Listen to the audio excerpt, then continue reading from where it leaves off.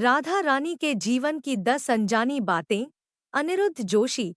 श्रीमद्भागवत पुराण, विष्णु पुराण, ब्रह्मवैवर्त पुराण और स्कंद पुराण में राधा रानी के बारे में वर्णन मिलता है। पुराणों के उल्लेख के अलावा भी दूसरे ग्रंथों में और समाज में प्रचलित मान्यता, किंवदंतियों के आधार पर राधा के बारे में कई तरह के किस्से और कहानियां का पता चलता है। यहाँ जानिए 10 अनजानी बातें। 1। राधा का पुराना नाम। पद्म पुराण के अनुसार राधा वृषभानु नामक वैश्य गोप की पुत्री थी। उनकी माता का नाम कीर्ति था। राधा का पहला नाम वृषभानु कुमारी था। बरसाना राधा के पिता वृषभानु का निवास स्थान था। बरसाने के अलावा राधा का अधिकतर समय वृंदावन में ही बिता। 2। राधा कृष्ण का पहला मिलन। राधा ने जब कृष्ण को देखा तो वह बेसुध हो गई थी। कहते हैं पहली बार उन्होंने श्री कृष्ण को तब देखा था जब उनकी मां यशोदा ने उन्हें ओखले से बांध दिया था।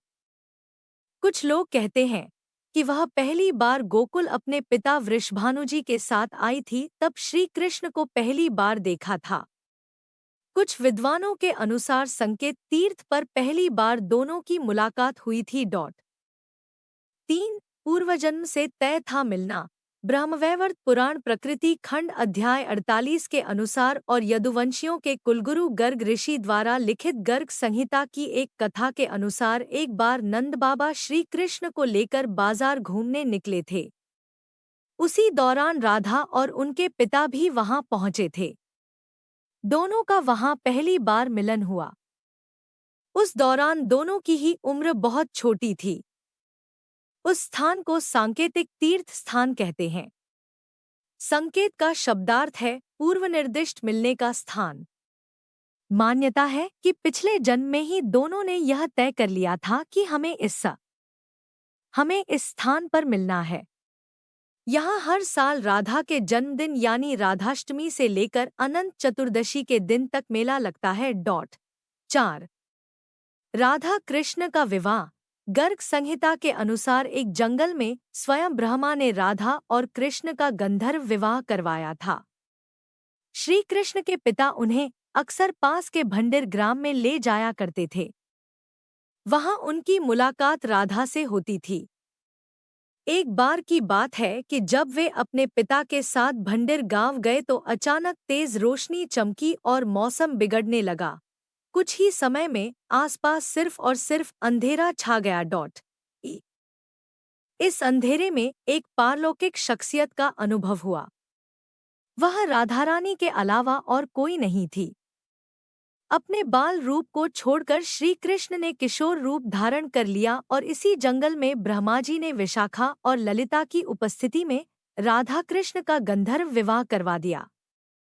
विवाह के बाद माहौल सामान्य हो गया तथा राधा, ब्रह्मा, विशाखा और ललिता अंतर्ध्यान हो गए। असल में इस वास्तविक घटना को अलंकृत कर दिया गया है। राधा सचमुच ही कृष्ण से बड़ी थी और सामाजिक दबावों के चलते यह संभव नहीं था कि उम्र में कहीं बड़ी लड़की से विवाह किया जाए। के कक्ष में गई तो राधा उन्हें वहां सोते हुए मिली। कहते हैं कि उस वक्त श्री कृष्ण को दो ही चीजें सबसे ज्यादा प्रिय थी, बांसुरी और राधा। कृष्ण की बांसुरी की धुन सुनकर राधा के जैसे प्राण ही निकल जाते थे। कई जन्मों की स्मृतियों को कुरेदने का प्रयास होता था और वह श्री कृष्ण की तरफ खिंची चली आती थी। 6। श्री कृष्ण ने की विवाह की जिद। श्री कृष्ण और राधा में बहुत ही गहरा प्रेम हो चला था। ऐसे में श्री कृष्ण ने अपनी मां यशोदा से कहा कि मैं राधा से विवाह करना चाहता हूं। यह सुनकर यशोदा मैया ने कहा कि राधा तुम्हारे लिए ठीक लड़की नहीं है। पहला तो यह कि वह तुमसे 5 साल बड़ी है और दूसरा यह कि उसकी मंगनी यशोदे के भाई रायान पहले से ही किसी और से हो चुकी है और वह कंस की सेना में है जो अभी युद्ध लड़ने गया है।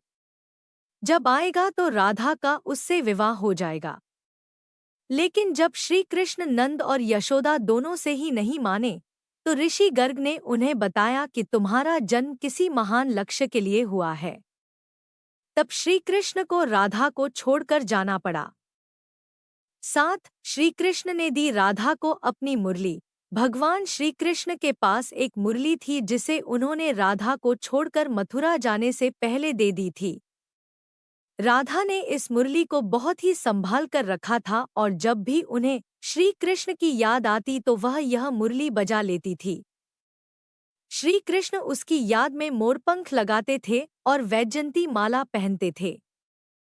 श्री कृष्ण को मोरपंख तब मिला था जब वे राधा के उपवन में उनके साथ नृत्य कर रहे मोर का पंख नीचे गिर गया था तो उन्होंने उसे उठाकर अपने सिर पर धारण कर लिया था और राधा ने नृत्य करने से पहले श्री कृष्ण को वैजयंती माला पहनाई थी। 8 वृंदावन है राधा का खास स्थान। कान्हा पहले गोकुल, फिर नंदगांव और बाद में वृंदावन में रहने लगे थे।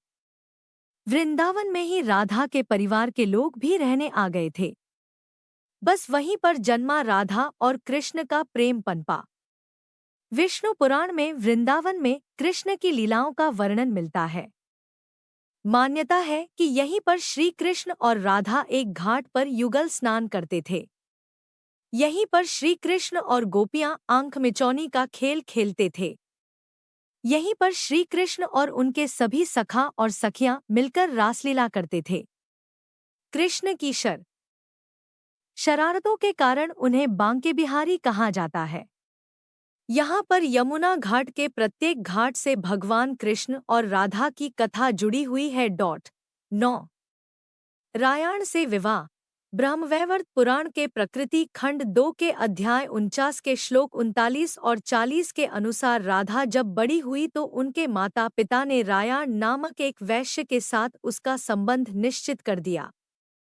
उस समय राधा घर में अपनी छाया का स्थापित करके खुद अंतर्धान हो गई। उस छाया के साथ ही उक्त रायाण का विवाह हुआ।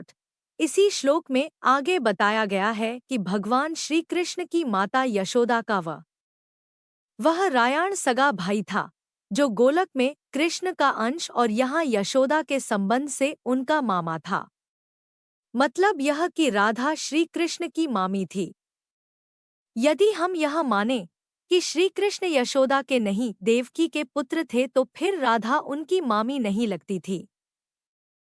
रायाण को रापाण अथवा अयनघोष भी कहा जाता था। पिछले जन्म में राधा का पति रायाण गोलोक में श्री कृष्ण का अंशभूत गोप था। 10 कुरुक्षेत्र और द्वारिका में राधा जब कृष्ण वृंदावन छोड़कर मथुरा चले गए तब राधा के लिए उन्हें देखना और उनसे मिलना और दुर्लभ हो गया। कहते हैं कि राधा और कृष्ण दोनों का पुनर्मिलन कुरुक्षेत्र में बताया जाता है, जहां सूर्य ग्रहण के अवसर पर द्वारिका से कृष्ण और वृंदावन से नंद के साथ राधा आई थी। राधा सिर्फ कृष्ण को देखने और उनसे मिलने ही नंद के साथ गई थी। इसका जिक्र पुराणों में मिलता है। कहते हैं कि इसके बाद राधा और श्री कृष्ण की अंतिम मुलाकात द्वारिका में हुई थी। सारे कर्तव्यों से मुक्त होने के बाद राधा आखिरी बार अपने प्रियतम कृष्ण से मिलने गईं। जब वे द्वारका पहुंची तो उन्होंने कृष्ण के महल और उनकी 8 पत्नियों को देखा। जब कृष्ण ने राधा को देखा तो वे कहते हैं कि वहीं पर राधा महल से जुड़े कार्य देखती थी और मौका मिलते ही वे कृष्ण के दर्शन कर लेती थी। एक दिन उदास होकर राधा ने महल से दूर जाना तय किया। कहते हैं कि राधा एक जंगल के गांव में रहने लगी। धीरे धीरे समय बीता और राधा बिल्कुल अकेली और कमजोर हो गई। उस वक्त उन्हें भगवान श्री कृष्ण की याद सताने लगी। आखिरी समय में भगवान श्री कृष्ण उनके सामने आ गए। भगवान श्री कृष्ण ने राधा से कहा कि वे उनसे कुछ मांग ले, लेकिन राधा ने मना कर दिया। कृष्ण के दोबारा अनुरोध करने पर राधा ने कहा कि वे आखिरी बार राधा ने कहा कि वे आखिरी बार उन्हें बांसुरी बजाते देखना और सुनना चाहती हैं। श्री कृष्ण ने बांसुरी ली और बेहद सुरीली धुन में बजाने लगे। श्री कृष्ण ने दिनरात बांसुरी बजाई। बांसुरी की धुन सुनते सुनते एक दिन राधा ने अपने शरीर का त्याग कर दिया।